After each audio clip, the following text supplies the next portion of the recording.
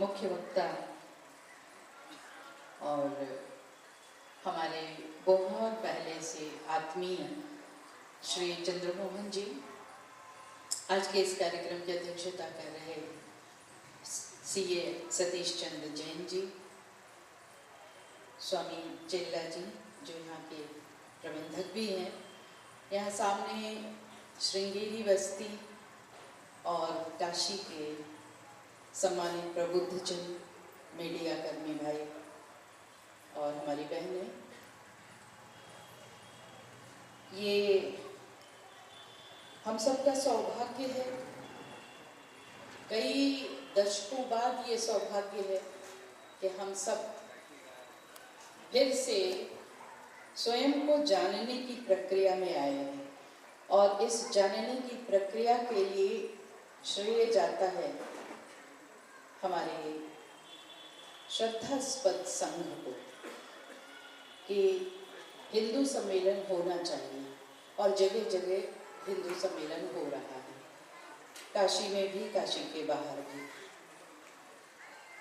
ये हिंदू सम्मेलन करने की आवश्यकता हमें क्यों पड़ी? हम अपने आप को क्यों फिर से जानने के लिए या अपने से ही अपना परिचय करने के लिए क्यों विवश हो गए? तो कारण हम सब जानते हैं कि कहीं ना कहीं तमाम तरह की जो प्रतिकूल परिस्थितियां हैं और पूरे विश्व की जो स्थिति है, उस विश्व की स्थिति को देखते हुए हमारे समाज ने यह प्रण किया, यह संकल्प लिया कि हम फिर से जो संगठित तो हैं, समर्थ तो हैं, लेकिन कहीं न कहीं हनुमान जी को भी उनका बल याद दिलाना पड़ता है, का चुप साधी रहा बलवाना।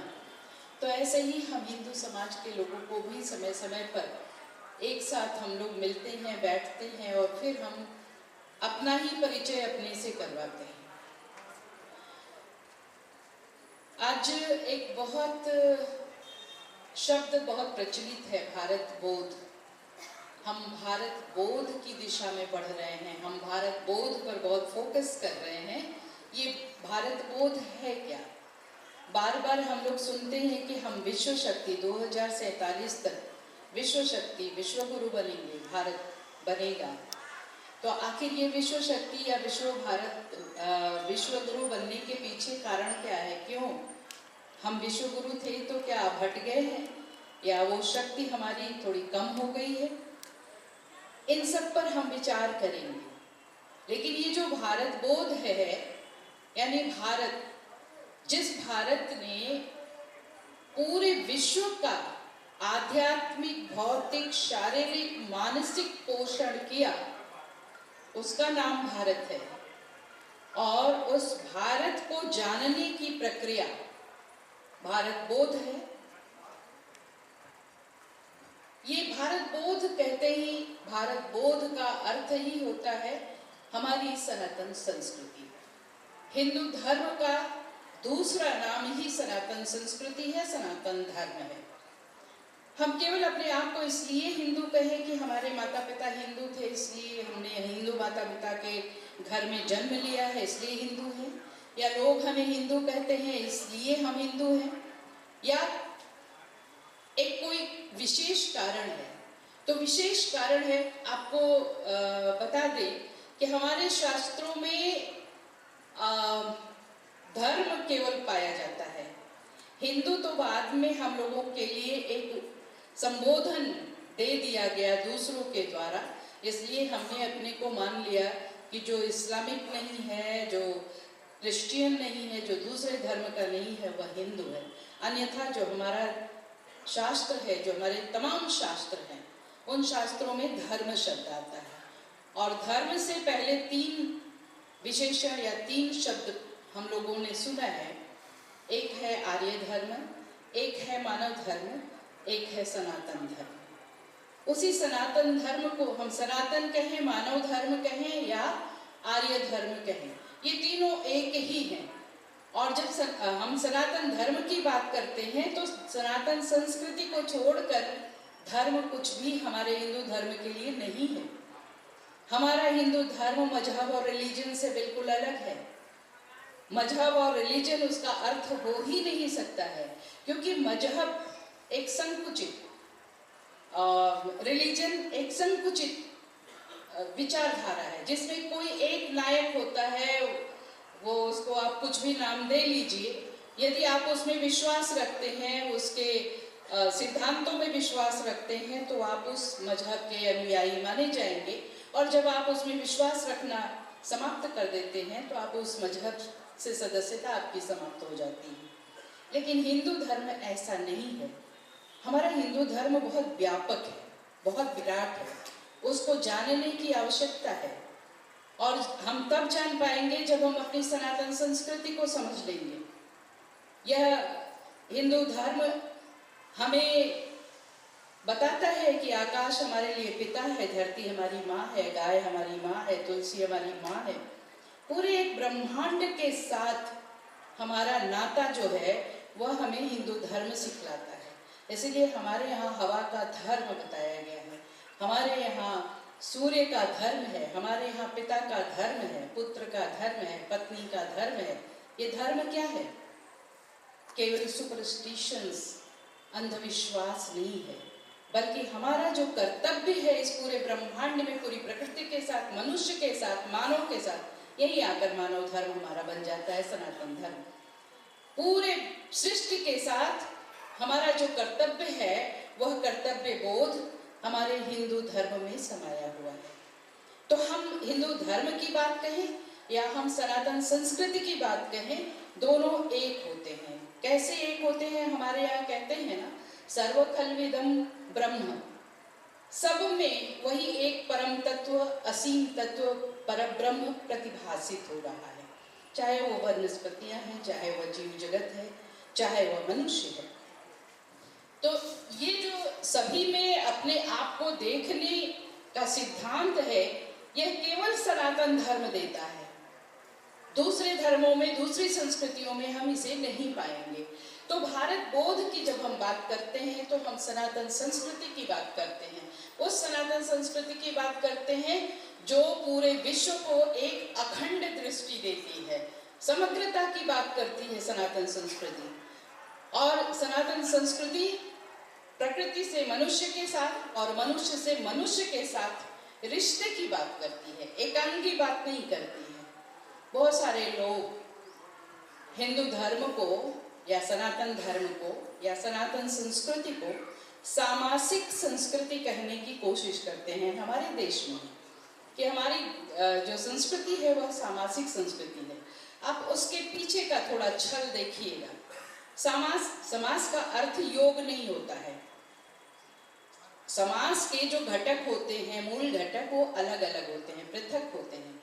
इसलिए जब हम अपनी संस्कृति की बात कर रहे होते हैं तो उसे सामासिक संस्कृति न कहें, क्योंकि हम यह नहीं कहते हैं कि हमारी संस्कृति में इतने प्रतिशत हिंदू धर्म है, इतने प्रतिशत इस्लाम है, इतने प्रतिशत क्रिश्चियनिटी है, इतना बौद्ध है, इतना जैन है, आदि आदि आदि। नहीं, ये घटक अलग अलग होते हैं। इसलिए सामासिक संस्कृति कहने से आप लोग बचिए।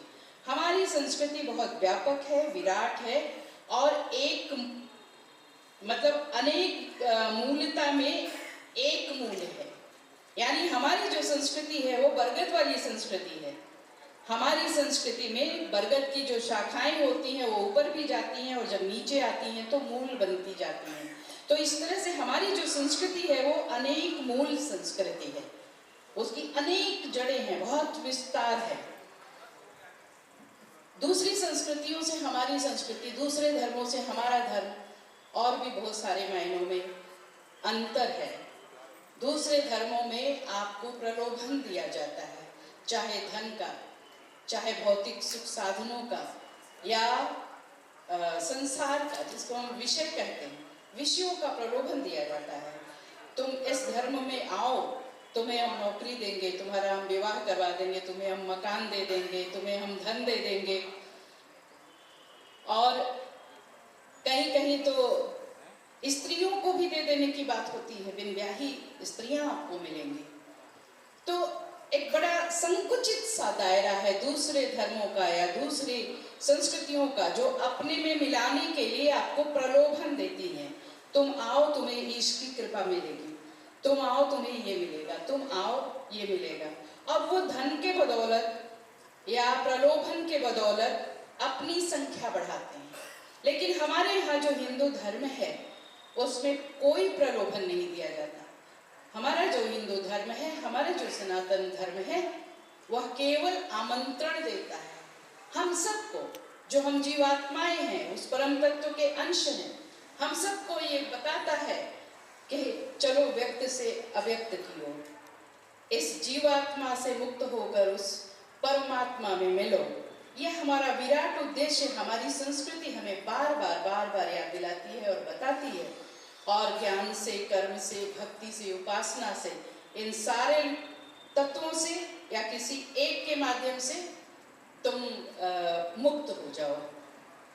हमारे पास ज्ञान, भक्ति, कर्म, उपासना ये चारों इसीलिए है।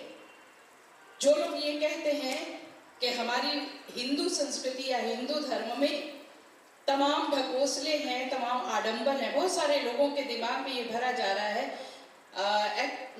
दरअसल हुआ क्या है, आज़ादी के बाद से, आज़ादी से पहले तो पराधीन हम थे, तो हम ये कह सकते हैं कि हम पराधीन थे, इसलिए बहुत सारी बातें हम नहीं कर पाते थे। लेकिन आज़ादी के बाद भी कहीं न कहीं एक छल पूर्वक शिक्षा के माध्यम से हम लोगों के भीतर एक भाव भरा गया कि हमारी जो संस्कृति है, हमारा जो हिंदू धर्म है, इसमें बाह्य आडंबर बहुत है। ये व्रत करो, घंटी बजाओ, दीपक जलाओ, ये करो। उन लोगों को यही नहीं पता है कि इस बाह्य आडंबर के बिना आप आंतरिक विकास कर ही नहीं सकते, मानसिक विकास कर ही नहीं सकते, आपका आध्यात्मिक उत्थान हो ही नहीं सकता। क्योंकि साधना की वह पहली सीढ़ी है जब आप ईश्वर के समक्ष बैठते हैं और उसे अपने हृदय से नैवेद्य समर्पित करते हैं, पुष्प अर्पित करते हैं, अक्षत अर्पित करते हैं। तो उसको समझने के लिए हमें बाह्याडंबर को भी समझना बहुत आवश्यक है कि उसके पीछे हमारी संस्कृति ने हमें और हमारे माध्यम से पूरे विश्व को क्या संदेश दिया। एक छोटा सा उदाहरण, हम लोग प्रतिदिन नीराजन करते हैं, ईश्वर के समक्ष बैठते हैं तो कपूर जलाकर नीराजन करते हैं और फिर उसको कहते हैं जलेन शीतलीकरणम, जल से हम इसको शीतल कर रहे हैं। तो दीपक को जलेन शीतलीकरण, जल से शीतल करने की आवश्यकता क्या है प्रतिदिन?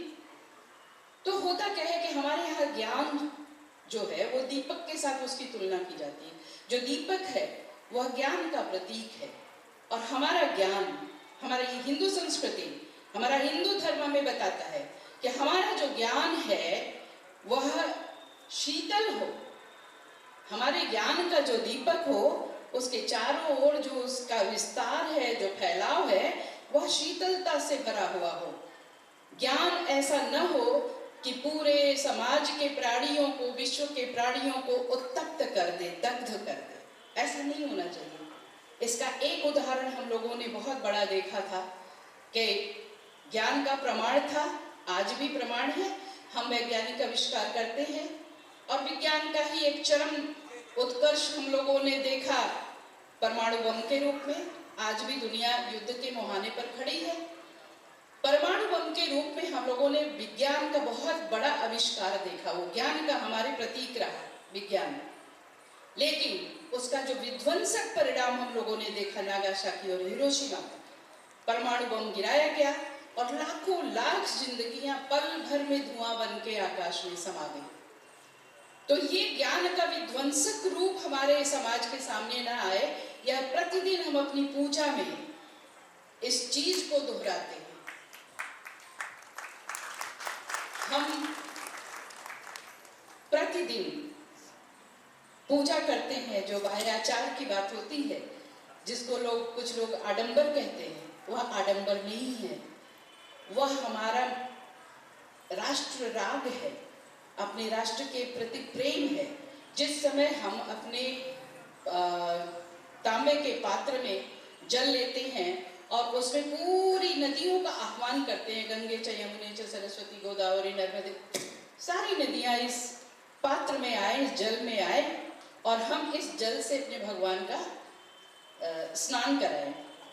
तो जो हम जब सारी नदियों को याद करते हैं, कावेरी से लेकर, शिप्रा से लेकर गंगा, यमुना, सब नदियों को, उस बहाने हम अपने पूरे भारत भूमि की वंदना करते हैं, परिक्रमा करते हैं।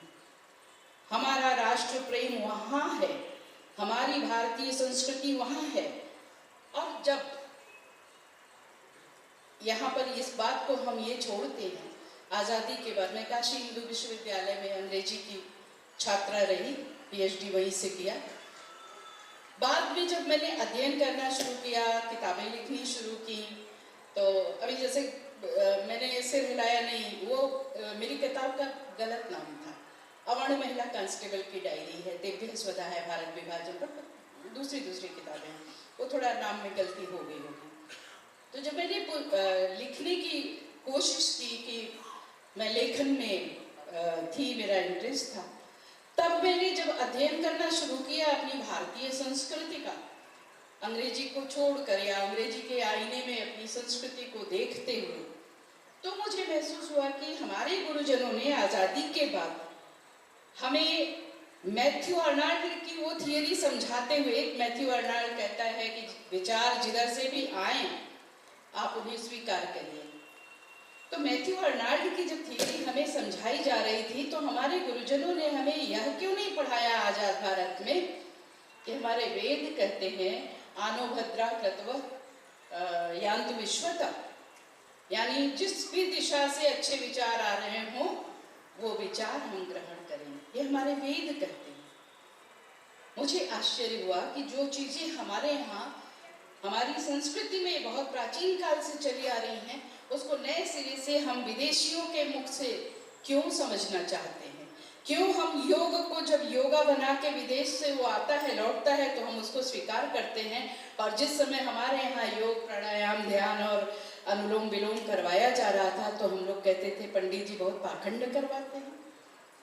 हमारे यहाँ जब अभ्यंग था तो हम लोगों ने उसका महत्व नहीं समझा, और जब वहाँ बाहर से वो स्पा बन के आया तो हम स्पा का महत्व समझने लगे। तो ये हमारे भीतर की एक कमी है, या हो सकता है कि एक जो मानसिक विकास हम लोगों का दूसरी दिशा में करवा दिया गया, उसके कारण हम लोगों ने अपनी ही चीज़ों से अपरिचय का भाव रखना शुरू कर दिया, जिसके कारण आज फिर से भारत बोध की बातें हो रही हैं। इसीलिए हम हिंदू सम्मेलन कर रहे हैं कि हम अपनी बातों को फिर से, हम अपना ही परिचय अपने से फिर कर पाए। ऐसे ही आप देखिए कि जब हमारे यहाँ जंगल कटने लगे, पूरे विश्व में जंगल कटने लगे, पेड़ कम होने लगे, और एसी, फ्रीज, कारों के गैसों से, विषैली गैसों से हमारा दम घुटने लगा, पूरे समाज को, पूरे धरती को हम लोगों ने कंक्रीट का जंगल बना लिया, ग्लेशियर पिघलने लगे, बादल फटने लगे, भूकंप आने लगे, तो हम लोगों को पर्यावरण का पाठ पढ़ाया जाने लगा। पर्यावरण की सुरक्षा बहुत जरूरी है, पेड़ पौधे लगाने बहुत जरूरी है, पेड़ों की सुरक्षा बहुत जरूरी है। क्लासरूम में भी पाठ्यक्रम में शामिल किया जाने लगा, पर्यावरण क्यों जरूरी है, पर्यावरण की सुरक्षा क्यों जरूरी है। मुझे आश्चर्य होता है कि हमारे गुरुजनों ने, जो हम हर नवरात्रि में दुर्गा पाठ करते हैं, दुर्गा सप्तशती का पाठ करते हैं, दुर्गा सप्तशती में एक श्लोक है, आप लोगों को सबको याद होगा, यावत् भूमंडलम धत्ते स शैलवन काननम तावत् तिष्ठति मेदिन्याम संततिः पुत्र पौत्र की, यानी जब तक इस धरती पर जंगल, पहाड़, नदियां हैं, तब तक मनुष्य की संतानें यहाँ सुरक्षित हैं। पर्यावरण की इससे प्रगतिशील परिभाषा विश्व के किसी भी शास्त्र में आपको नहीं मिलेगी, जो हमारे शास्त्र ने हमारे सामने रखी है, और हमारे गुरुजनों ने उसको विस्मृत किया, और बाद में हम तमाम तरह के जो विध्वंसक ज्ञान के आविष्कार रहे हैं, हम उन ज्ञान के आविष्कारों में भटक कर अपनी ही धरती पर हम अपने दुश्मन बन बैठे हैं। हमारे समाज में जिस वेद की बात मैं कर रही हूँ, हम वेदों के उत्तराधिकारी हैं। सबसे प्राचीन साहित्य हमारे पास है, मतलब भारत के पास है। लेकिन यहीं पर एक साहित्यकार हुए दिनकर जी, आप जानते होंगे, सब लोग नेहरू जी के बहुत अच्छे मित्र थे। उन्होंने संस्कृति के 4 अध्याय लिखे, और उसमें उन्होंने लिखा, भूमिका में ही लिखा कि आर्य भारत बाहर से आए थे, और फिर उसकी भूमिका नेहरू जी ने लिखी, तो उन्होंने भी अपने में लिख दिया अपनी भूमिका में, दिनकर जी की उस पुस्तक की भूमिका में, कि आर्य मध्य एशिया से आए थे। अब ये नहीं समझ में आता कि हमारे ही देश के लोग, हमारे अपने ही लोग क्यों इस बात पर तुले हुए थे कि ये वेद हमारे है ही नहीं, ये आर्य जो है ये एक बाहरी संस्कृति थी जो हमारे देश में है, यानी एक विघटनकारी स्वरूप। जबकि बहुत स्थूल सा एक उदाहरण आप दे सकते हैं कि यदि आर्य भारत से बाहर से कहीं आए होते तो जहां से आए थे वहां पर भी वेदों जैसा कोई साहित्य तो मिलना चाहिए। विश्व के किसी देश में आपको साहित्य नहीं मिलेगा। तो इस तरह के जो छद्म हमारे यहाँ सुनियोजित षड्यंत्र किए गए अंग्रेजों के जमाने से शिक्षा में, अब आप जान ही रहे हैं कि हम लोगों ने जो आज़ादी पाई वह स्वभाषा, स्वदेशी और स्वराज, तीनों स्व स्व स्व कर। स्वराज तो मिला, थोड़ा अभी भी लग रहा है कि आधा अधूरा है, कहीं न कहीं हम मानसिक रूप से गुलाम तो ही हैं। स्वदेशी हम लोगों ने अपना लिया, स्वभाषा मानसिक गुलामी की पहली कड़ी है, आपके पास अपनी भाषा ना हो। लेकिन हम विडंबनाओं के देश में जी रहे हैं। आजादी के बाद से ही एक गुपचुप पैक्ट हुआ कम्युनिस्टों में और सत्ता में कि सत्ता तुम संभालो और इस देश का मस्तिष्क हम संभालेंगे। और मस्तिष्क संभालते संभालते ऐसा पाठ्यक्रम बनाया गया, ऐसा पढ़ाया गया कि हमारे ही विश्वविद्यालयों से कुछ लोग खंडित मानसिकता के लोग चिल्लाना शुरू किए, डफली बजा बजा के, हमें चाहिए आज़ादी, भारत तेरे टुकड़े होंगे। इस तरह की सिरफिरी बातें करने वाले लोग इसी देश में पैदा हो गए। क्यों? वो भी आज़ादी मिलने के बाद। जिस समय हिंदी की बातें हो रही थी आज़ादी के समय में, मुझे तोड़ लेना बनमाली उस पद पर तुम देना फेंक, मातृभूमि पर शीश चढ़ाने जिस पद चाहे वीर अनेक, ऐसी ऐसी पंक्तियां थी। सुभद्रा कुमारी चौहान जैसी स्त्री या रचनाकार वो जेल की यातनाएं झेल रही थी, वीरों का कैसा हो बसंत या बुंदे ले हर बोलों के मुंह हमने सुनी कहानी थी। वह स्त्री रचनाकार जेल की यातनाएं झेल रही थी। माखनलाल चतुर्वेदी जेल की यातनाएं झेल रहे थे। सारे साहित्यकार आजादी के आंदोलन में आगे आ रहे थे।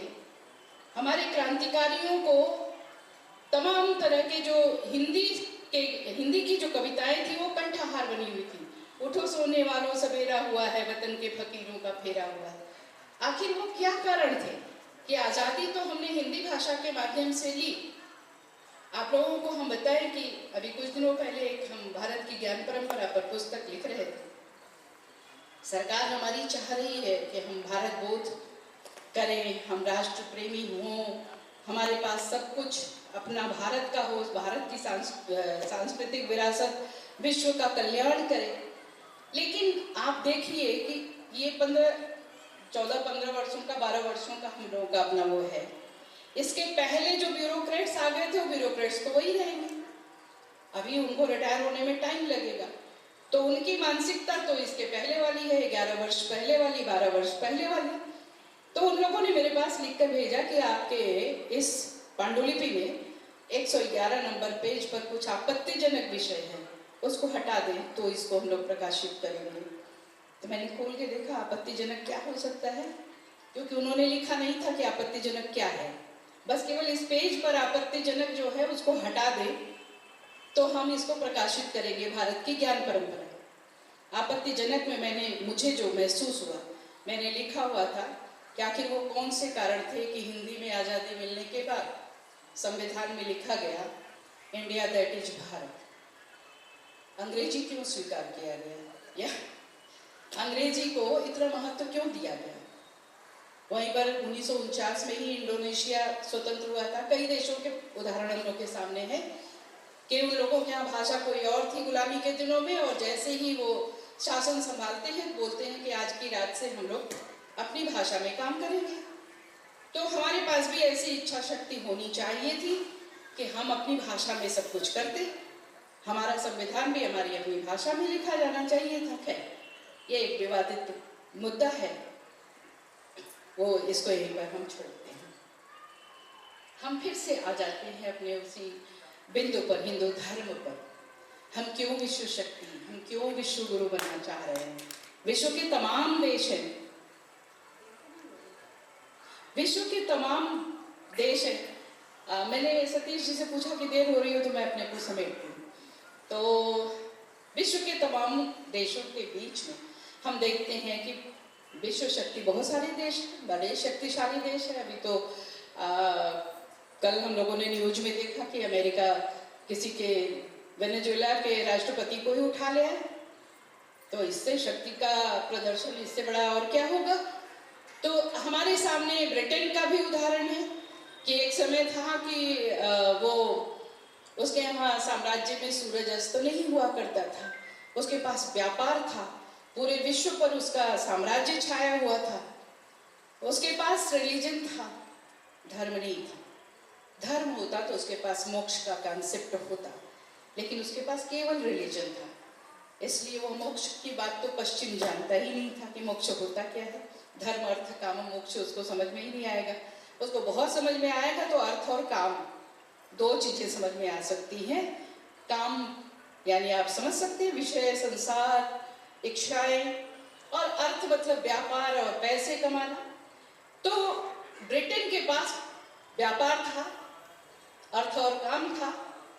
इसलिए जब ब्रिटेन बिखरा तो उसके जब उत्कर्ष में था, जब उसका साम्राज्य में सूरज अस्त नहीं होता था, तब भी उसके उस उत्कर्ष में विश्व के देशों का कोई उत्कर्ष नहीं हुआ। और जब उसका वो बिखर गया पूरे विश्व में, तो उसके बिखरने से विश्व के तमाम देश नहीं बिखरे।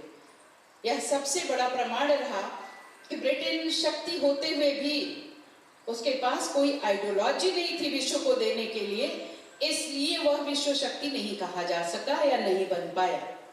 यही स्थिति आप रूस का भी देख सकते हैं, यही स्थिति आप जापान और जर्मनी का भी देख सकते हैं। जापान जर्मनी भी एक समय में बहुत उभरे, बहुत उन्नति किया, लेकिन तकनीकी और भौतिक संसाधन जुटाकर रह गए। उनके पास कोई आइडियोलॉजी नहीं थी समाज को, राष्ट्र को, विश्व को दे पाने की।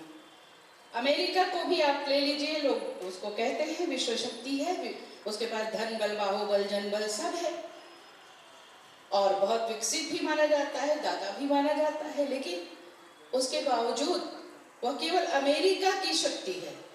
वो विश्व की शक्ति इसलिए नहीं है कि उसकी अपनी शक्ति विश्व को कुछ भी दे सकने में, कोई आइडियोलॉजी दे सकने में समर्थ नहीं। वह विश्व को ऐसा कुछ नहीं दे पा रहा है जिससे विश्व के मनुष्य अपना कल्याण उसमें देख पाए। अब आइए हम लोग भारत की ओर देखते हैं, क्यों भारत की संस्कृति, क्यों हमारा हिंदू धर्म पूरे विश्व को एक रास्ता दिखा सकता है, मार्ग दिखा सकता है। तो हमारे यहाँ वैदिक ऋषि कहता है, माता भूमि पुत्रो अहम पृथिव्या। यह माँ, यह भूमि जो है, यह हमारी माँ है, धरती माँ है और हम सब इसकी संतानें हैं।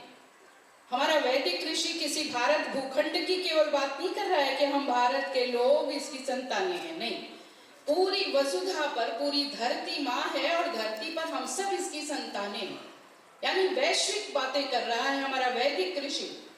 भारत के एक कोने में किसी पहाड़ी कंदरा में, हिमालय की गुफा में बैठा हुआ ऋषि पूरे विश्व की बातें कर रहा है, वसुधा की बातें कर रहा है। वहां से हम वसुधैव कुटुंबकम का नारा देते हैं, वसुधैव कुटुंबकम का सिद्धांत हम अपने जीवन में उतारते हैं और वह वसुधैव कुटुंबकम का सिद्धांत हमारे जीवन में नित्य प्रति, जैसे अभी दीपक की बात की, बाह्याचारों की बात की, पूजा की बात की, वह हमारे जीवन में समाया हुआ है। कैसे सुबह होते ही हमारे घर की अशिक्षित महिला हो, पुरानी बूढ़ी महिला हो, कुछ भी न जानती हो, लेकिन उसे यह पता है कि एक मुट्ठी चावल चिड़ियों के लिए डालना है। उसे यह पता है कि एक चुटकी चावल देवता के चरणों में जब हम चढ़ाते हैं तो उसका नाम अक्षत हो जाता है। एक लोटा जल जब हम सूर्य के सामने लेकर जाते हैं तो वह अर्घ्य बन जाता है। तो इस अर्घ्य को, इस अक्षत को, इस चिड़ियों के लिए उनकी तृप्ति को हमारे भारत की हर स्त्री, हर पुरुष जानता है। धर्म सुरक्षित है तो हमारे यहाँ की स्त्रियों के हाथों में सुरक्षित है। तो हमारा भारत जो है वसुधैव कुटुंबकम, इसलिए कि चिड़ियों के लिए कोई मनाही नहीं है। चिड़िया आए, खाएं, जितना खाना है खाएं और उनकी की चहचहाहट से हमारा आंगन भर जाए। हम केवल अपने बच्चों की किलकारी नहीं सुनना चाहते, हम अपने बाग में, आंगन में चिड़ियों की चहचहाहट भी सुनना चाहते हैं। यानी पूरे विश्व के साथ हमारा अपना एक नाता बनता है। इसलिए हम वसुधैव कुटुंबकम की बात करते हैं। इसीलिए हमारे यहाँ अतिथि देवो भव की परंपरा है। हमारे यहाँ उदाहरण मिलता है कि अगर कोई अतिथि आ गया तो अपना सामने का परोसा हुआ भोजन भी हम उसको दे सकते हैं। आदि शंकराचार्य के जीवन की कथा हम लोगों को मालूम होनी चाहिए कि गरीब ब्राह्मण के घर में वो गए भिक्षा मांगने के लिए। गरीब ब्राह्मण के घर में कुछ भी नहीं था, तो गरीब ब्राह्मण की पत्नी ने एक आंवला उसके पेड़ में लगा हुआ था, उस आंवले को आदि शंकराचार्य के हथेली पर रखा, बोला बाबा आज हमारे घर में अन्न कुछ नहीं है, यही है बस आंवला। और फिर उन्होंने वहां पर लक्ष्मी की आराधना की और उसके घर में सोने के, अब ये लोग कह सकते हैं कपोल कल्पना कि सोने के आंवले कहाँ से बरसेंगे गरीब ब्राह्मण के घर में। उसका आशय है कि धन धान्य से समृद्ध हो जाता है यदि आपका हृदय निर्मल है अपने अतिथि के प्रति भी, अतिथि को देवता आप मान रहे हैं, तो ये भारत में ही संभव है कि अतिथि देवो भव की परंपरा का निर्वाह हमारे यहाँ आज भी होता है। आपके दरवाजे पर रात में कोई आ जाएगा मेहमान, तो आप उसको बाय बाय नहीं करेंगे, आप उसे जो कुछ भी है उसका स्वागत करते हैं। आज भी हमारी ये परंपरा है। तो ये हिंदू धर्म है जो हमें सिखाता है, वो हिंदू धर्म है जो हमको बताता है सर्वे भवन्तु सुखिनः सर्वे सन्तु निरामया सर्वे भद्राणि पश्यन्तु मा कश्चित् दुःखभाग् भवेत्। यानी सभी लोग सुखी हो, निरोगी हो, किसी के भी भाग्य में, किसी के भी हिस्से में दुख ना आए। हमारा नारा है कि विश्व का कल्याण हो, प्राणियों में सद्भावना हो, धर्म की जय हो। यानी हमारे धर्म की जय क्यों नहीं होगी? क्योंकि हम विश्व के कल्याण की बातें करते हैं। यह केवल नारा नहीं है, हम पूरे विश्व के प्राणियों को अपना बंधु बांधव मानते हैं। हमारे यहाँ तो श्लोक भी है भगवान विश्वनाथ का, जब हम करते हैं कि सारे जो भक्त है वो हमारे सब बंधु बांधव है, पूरी पृथ्वी पर जितने मनुष्य हैं वो हमारे बंधु बांधव हैं। तो हमारे यहाँ हमारा जो धर्म है वह धर्म हमें सिखाता है कि किस तरह से हम अपने को शक्तिशाली बनाकर इन मंत्रों के आधार पर हम विश्व का कल्याण कर सकते हैं। हमारा वैदिक ऋषि कहता है देव शांति, अंतरिक्ष ओम शांति, पृथ्वी शांति, आप शांति, रोपदेह शांति, वनस्पतेह शांति। अंतरिक्ष से लेकर वनस्पतियों तक की शांति की बातें हमारा वैदिक ऋषि कहता है।